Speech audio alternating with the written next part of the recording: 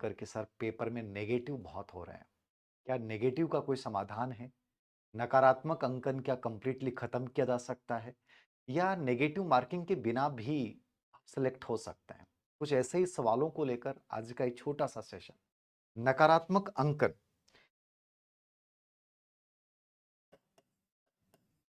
आप सबके दिमाग में ये चीज़ आती होगी कि सर नेगेटिव होते क्यों हैं?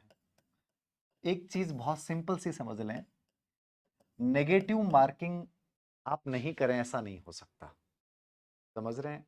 यदि मैं ये कहूँ कि नेगेटिव मार्किंग नहीं करनी होगी, तो ये तो दिमाग से निकाल दें कि नकारात्मक अंकन नहीं होगा, होगा।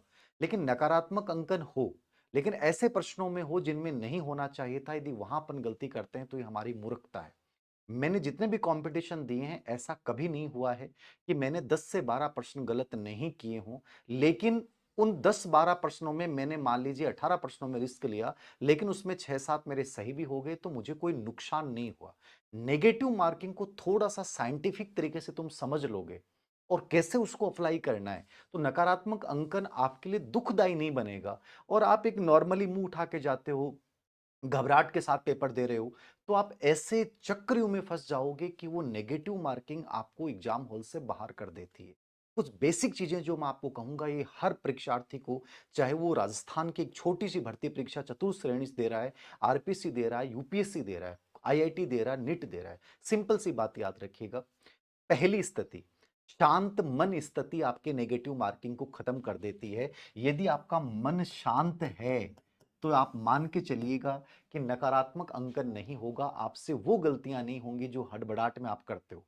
नेगेटिव मार्किंग का तो मतलब इतना सा है कि अपने 10 प्रश्नों में रिस्क लिया, रिस्क लेना गलत नहीं है, लेकिन हड़बड़ाहट में पर्सन की भाषा समझ नहीं पाए और ऑप्शन कुछ और था और आपने कर कुछ और दिया। गोला कुछ और भरना था, भर दिया कुछ और। जिन प्रश्नों में आपको 5वां अनुत्तरित वाला लगाना था, वो लगा नहीं पाए। ये सब होता है जब आप अशांत हो जाते हो परीक्षा से पहले। आपको ये डर लगने लग जाता है कि नहीं मेरा तो नहीं हो रहा है, मेरा कुछ नहीं होगा और जब आदमी में स्थिति आ जाती है कि मेरा नहीं होगा, तब आदमी क्या करता है, हड़बड़ाहट में आपने कई बार देखा होगा कि एक पेपर में 100 प्रश्न हैं और कई बच्चे होते हैं, वो कहते हैं कि हम तो सो के सो करके आ गए। पॉसिबल ही नहीं है। यदि पेपर बहुत ईज़ी है तो भी 100 नहीं होंगे आपके। उसमें भी आप 5 से 7 प्रश्न आप गलत करके आ रहे हो ओवर कॉन्फिडेंस में और पेपर बहुत हार्ड है, तब भी नहीं होंगे। तो ये जो घबराहट वाली सिचुएशन आती है, तब आपको लगता है कि यार क्या है, होगा तो वैसे भी नहीं, तो एक काम करता हूँ पूरा का पूरा कर देता हूँ और कभी भी आप देखना जिस बच्चे ने पूरे के पूरे किए हैं, कोई अपवाद की बात अलग है, उसका सिलेक्शन कभी नहीं होता है। तो ये दिमाग में फीड कर लें, शांत मन स्थिति के साथ एग्ज़ाम हॉल में जाना है, पेपर को जैसे ही देखें, एक दिमाग में ये चीज़ निश्चित रखें कि सभी प्रश्न हल करने ज़रूरी नहीं हैं, सही प्रश्न हल करने बहुत ज़रूरी, उनका सही आंसर हल करना बहुत ज़रूरी है। तो क्या चीज़ें हैं जो अमूमन आप गलतियाँ करते हो, वो गलतियाँ नहीं करना? तो पहला शांत मन के साथ जाना है। सभी प्रश्न के लिए आपको लगभग टाइम मिलेगा, जैसे मान लीजिए आरपीसी में नेगेटिव मार्किंग जो होती है 1/3 होती है, ठीक है? यदि आपने 1 प्रश्न सही किया और 3 गलत कर दिए तो वो बराबर हो गए। यानी 0.67 जो अंक हैं वो एक आपके कट जाएँगे 1 प्रश्न गलत करने से। तो ये तो दिमाग में चलना चाहिए कि ये क्या है? कुछ पेपरों में 1/4 होता है, तो उसके अकॉर्डिंग आप कैलकुलेशन कर लीजिए। पेपर का हर पर्सन का स्कोर कैसे है, उसके अकॉर्डिंग नेगेटिव मार्किंग निर्धारित होती है। तो कोई भी पेपर है, जैसे मान लीजिए कि फर्स्ट पेपर आपका कोई भी सब्जेक्ट का है, उसमें 75 प्रश्न आ रहे हैं या मान लीजिए कि 100 प्रश्न आ रहे हैं, तो मुझे कहाँ तक रिस्क लेना चाहिए? मैं 75 प्रश्न कर रहा हूँ, तो मुझे 8 से 10 प्रश्नों में रिस्क ले लेना चाहिए, कोई डाउट नहीं है। कोई गलती नहीं होगी, लेकिन कैसे लेंगे वो बताऊँगा। यदि 100 प्रश्न जहाँ पे आ रहे हैं, तो वहां मैं 10 से 15 प्रश्नों में रिस्क ले रहा हूं, नेगेटिव मार्किंग में फंस रहा हूं, कोई दिक्कत नहीं है। बस थोड़ा सा आपको समझना है कि उन चीजों को करना कैसे है। तो दूसरा तरीका आप ये अपनाएंगे कि आपके दिमाग में पहले से पूर्वाग्रह फीड करके नहीं जाना है कि मेरे दोस्त ने कहा कि तू इतने इतने ही प्रश्न करके आना, 100 में से 60 ही करके आना, 75 में से 50 ही करके आना। नहीं, आप पेपर में पेपर का लेवल देखिए, आपको कितने सही आ रहे हैं, उसके बाद आप देखिए कि मुझे सेकंड राउंड में कितने प्रश्नों पे रिस्क लेना है, उसके बाद थर्ड राउंड में यदि मुझे लगता है कि मैं सेफ ज़ोन में नहीं हूँ, तो मैं उन प्रश्नों पे, सी कैटेगरी वाले प्रश्नों पे रिस्क लूंगा, अन्यथा रिस्क नहीं लूंगा। तो ये चीज दिमाग में रखनी है कि वहां जाके तय करना है कि मुझे किन प्रश्नों पे रिस्क लेना है। पहले से कोई दोस्त से मत पूछ लेना, कोई टीचर से मत पूछ लेना कि सर मैं कितने प्रश्नों पे रिस्क लूं, कितना पेपर करके आना है। आप कोई परीक्षा का रिजल्ट देखना, लगभग जो परीक्षा का रिजल्ट होता है वो होता है 70% मार्क्स। 70% मतलब 65 से 70% पे आपका सिलेक्शन हो जाता है। तो इसका मतलब आप समझ रहे हैं कि 100% की तो जरूरत ही नहीं है। 100% की तो जरूरत ही नहीं है कि आप पूरा 100% करके आएंगे तभी सिलेक्शन होगा। 70% पे यदि मेरा सिलेक्शन हो रहा है तो मुझे इस प्रकार से पेपर हल करना है कि मैं 70 से 75% तक पहुंच पाऊं, उसमें मेरा नेगेटिव मार्किंग भी शामिल हो। ये अपने दिमाग में हल्का सा विजन होना है। मैं एज ए स्टूडेंट यदि बात करूं, मैं आपकी जगह पेपर देने जाऊं तो मैं पेपर कैसे हल करूंगा, ये मेरा नजरिया बता रहा हूं। यदि आप इसको फॉलो करते हैं, आपको फायदा होता है तो बढ़िया बात है, नहीं होता है तो आप अपनी रणनीति जरूर फॉलो कीजिएगा। देखिएगा कैसे चीजें आपको करनी है। बहुत सिंपल वे है कि मैं पेपर को हल कर रहा हूं। मैं सबसे पहले एक काम करूंगा, पूरे पेपर को 3 पार्ट में डिवाइड करूंगा। फर्स्ट पार्ट मेरा वो होगा जहां मुझे उन प्रश्नों को हल करना है जो सरल हैं और जो मुझे आते हैं। सरल का मतलब हो गया, चाहे वो किसी और की नजर में हार्ड हो सकता है, लेकिन मुझे वो प्रश्न आ रहा है इसका मतलब वो सरल है। और मान लीजिए कि मुझे 40% ऐसे आ रहे हैं जो मैं आराम से कर पा रहा हूं, जिसमें मुझे ये पता है कि इसका आंसर एकदम सही है, इसका आंसर एकदम सटीक है और मुझे कोई डाउट नहीं है। आपने फर्स्ट राउंड में 40% वो कर दिए, ओमार सीट में आपने गोले भर दिए। इन 40 प्रश्नों को जब आप हल कर रहे थे, पेपर पढ़ रहे थे और आपको ये लगा कि उन प्रश्नों को पढ़ते समय 10 से 15% ऐसे थे जहां मुझे लगा कि ये आ भी रहा है और नहीं भी आ रहा, उन प्रश्नों को मैंने गोले में, सर्कल में बंद कर दिया। ये मैं हमेशा करता था, जो आप भी इसको प्रयोग कर सकते हैं। 40% आपने कर दिए, पॉजिटिविटी आ गई, 40% तो मैं सेफ जोन में हूं। अब मुझे सेकंड राउंड में जाना है। सेकंड राउंड में मेरे पास ऐसे होंगे 10 से 12% ऐसे होंगे जहां मुझे लगेगा कि A option, B option, C option, D option, जिसमें से बी और सी तो नहीं है, एलिमिनेट कर दिया मैंने, ये तो नहीं है, हटा दिया इन विकल्प को तो कि ये तो नहीं होंगे। ए और डी को लेकर कंफ्यूजन है। क्या ऐसे प्रश्न सर करने चाहिए? यदि मैं आपकी जगह रहूंगा तो मैं ऐसे प्रश्न जरूर करूंगा और मैंने तो किए हैं।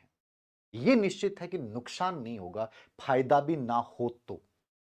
चांस है कि 10% आपने किए हैं, वहां 5% मान लीजिए आपके सही हो गए, लेकिन हो सकता है 4 भी सही हो जाए, 5 गलत हो गए, हो सकता है कि 6 गलत हो गए, 7 गलत हो गए, 3 सही हो गए, नुकसान नहीं होगा, इतना मान के चलना। तो ऐसे प्रश्नों में जहां आपको 2 ऑप्शन को लेकर ये क्लियर है कि सर ये तो नहीं होगा, वहां आप रिस्क जरूर ले लें। ये मेरी पर्सनल राय है, खैर आपके ऊपर डिपेंड करेगा, लेकिन यहां पे आपको रिस्क ले लेना चाहिए। और इसमें भी एक तरीका है। आप ये देखिए, जो मैंने नोट किया, हमेशा पेपर सेटर जब एग्जाम पेपर बनाता है तो ये चीज देखना, ऊपर वाला प्रश्न आपका एकदम सटीक है और नीचे वाले में 2 को लेकर कंफ्यूजन हो रहा है। एक तो पहला इंट्यूशन किस को लेकर आ रहा है और दूसरा ऊपर वाले प्रश्न का आंसर यदि सी था, चांसेस बढ़ जाएंगे नीचे वाले के सी होने के। ये तरीका इस्तेमाल कर सकते हो आप। इनमें भी आपको लग रहा है कि इन दो में समझ में ही नहीं आ रहा, तब ये तरीका आप इस्तेमाल कर सकते हैं, थोड़ा सा फायदा होगा, ये निश्चित रूप से मान के चलिए। 2 राउंड आपने कर ली। फर्स्ट राउंड आपका सेफ जोन है। सेकंड राउंड में आपने 50% वाले 2 विकल्प हैं वो कंप्लीटली हटा दिए, 2 ऑप्शन एलिमिनेट कर दिए आपने। और थर्ड राउंड यदि आप करते हैं, वो तब करें जब आपको लग रहा है कि मैं सेफ जोन में नहीं हूं। जैसे मान लीजिए आजकल आरपीसी राजस्थान में हर पेपर में 40% मार्क्स लाने जरूरी हैं। आप 40% में नहीं पहुंच रहे हैं तो फिर आपके पास ऑप्शन नहीं बचता, आपको रिस्क लेना है। 100% रिस्क लेना है, कंप्लीटली रिस्क लेना ही पड़ेगा। ये बाहर ही हो रहे हो तो इससे अच्छा ना कि रिस्क लो आप, ठीक है।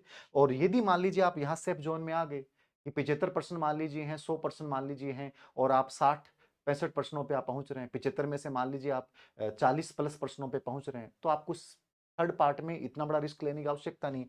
थर्ड पार्ट सी राउंड क्या होता है, जिसमें आपको लग रहा है कि ए ऑप्शन नहीं होगा, लेकिन बी, सी और डी, इनको लेकर मुझे कुछ भी समझ में नहीं आ रहा है, तो क्या मुझे रिस्क लेना चाहिए? तब मैंने कहा कि तभी लें जब आप सेफ जोन में नहीं हो, आपको लग रहा है कि ले लेना चाहिए। यद्यपि नेगेटिव मार्किंग, इसमें भी ये रूल ये कहता है कि बहुत ज्यादा नुकसान तो नहीं होगा, लेकिन नुकसान हो सकता है, समझ रहे हैं? तो इसमें तभी लें जब आप सेफ जोन में नहीं और आपको लग रहा है कि मैं तो बाहर ही हो रहा हूं, तो कोई दिक्कत नहीं है, वहां पे आप ये रिस्क ले लें, अन्यथा इस पार्ट को आप हल नहीं करें। एक बहुत महत्वपूर्ण सुझाव, लास्ट टाइम में जब पेपर आप देख रहे होते हैं, 5 से 10 मिनट बचते हैं।